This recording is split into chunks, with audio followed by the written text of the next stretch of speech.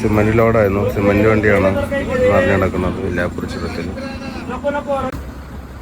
ചെറിയൊരു ഗ്യാപ്പ് ഉണ്ട്. ആ ഗ്യാപ്പ് വഴി വൺ സൈഡായിട്ട് വണ്ടി വിട്ടുകൊണ്ടിരിക്കുകയാണ്.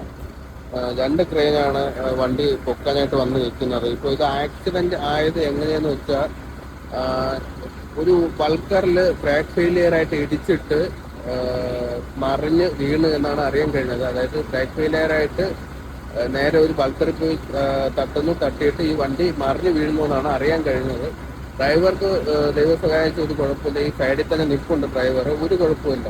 വണ്ടി മറിഞ്ഞു, നാശനഷ്ടങ്ങൾ ഉണ്ടായി എന്നല്ലാതെ വേറെ ഡ്രൈവർക്ക് ഒരു അപകടം വന്നിട്ടില്ല.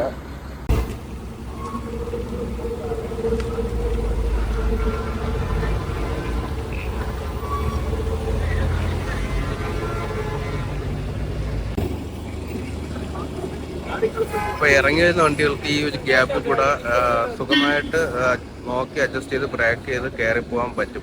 ഇറങ്ങിപ്പോകാൻ പറ്റും. പക്ഷെ കയറിപ്പോകുന്ന വണ്ടികൾക്ക് അങ്ങനെ നിർത്തി പതുക്കെ നോക്കി ഈ ഒരു ചെറിയ ഗ്യാപ്പിൽ കൂടെ കയറിപ്പോകാൻ പറ്റത്തില്ല. അതുകൊണ്ടാണ് ഇറക്കത്തിലുള്ള വണ്ടികൾ മാത്രം പെടുന്ന, കയറ്റത്തിലുള്ള വണ്ടികൾ ഇവിടെ തന്നെ കിടക്കുന്നത്.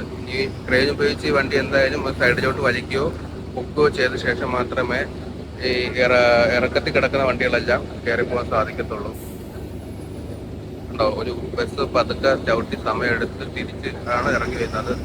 അപ്പോൾ അത് കണക്ക് ഒരു കയറ്റത്തിലോട്ട് വണ്ടി കയറി പോകത്തില്ല. അതുകൊണ്ടാണ് ഇങ്ങനെ ഇത്രയും വണ്ടികളൊക്കെ കിടക്കുന്നത്. കേട്ടോ, വളരെ കഷ്ടിച്ചൊരു ഗ്യാപ്പിൽ കൂടെ മാത്രമേ വാഹനങ്ങൾ ഇറങ്ങി പോകുന്നുള്ളൂ. കേട്ടോ, വളരെ നോക്കി നോക്കി പതുക്കെ ആ ലോഡിന്റെ സിമന്റ് മുകളിൽ കൂടെയൊക്കെയാണ് ഇപ്പോൾ കയറ്റി എടുത്തുകൊണ്ട് പോകാൻ പറ്റുന്നത്. അപ്പം നമ്മുടെ വണ്ടി ആക്സിഡന്റ് സ്ഥലം കഴിഞ്ഞ് പാസ്സായി വന്നുകൊണ്ടിരിക്കുകയാണ്. ക്രെയിൻ ഉപയോഗിച്ച് മറ്റേ വണ്ടി മാറ്റാൻ ശ്രമിക്കുന്നുണ്ട്. കുറച്ചധികം സമയം എടുക്കുമെന്ന് വിചാരിക്കുന്നു. ഒരുപാട് വണ്ടികൾ താഴെയും മുകളിലുമായിട്ട് ഇങ്ങനെ ബ്ലോക്കിൽ കിടക്കുകയാണ്. ഏകദേശം ഇപ്പം തന്നെ നമ്മുടെ വണ്ടി കിടന്നത് 2 കിലോമീറ്റർ ദൂരെയാണ്. ഇറക്കത്തിലോട്ട് ഏകദേശം ഒരുപാട് വണ്ടി പോയെങ്കിലും കയറ്റത്തിലോട്ട് ഒരു വണ്ടി പോലും പോയിട്ടില്ല.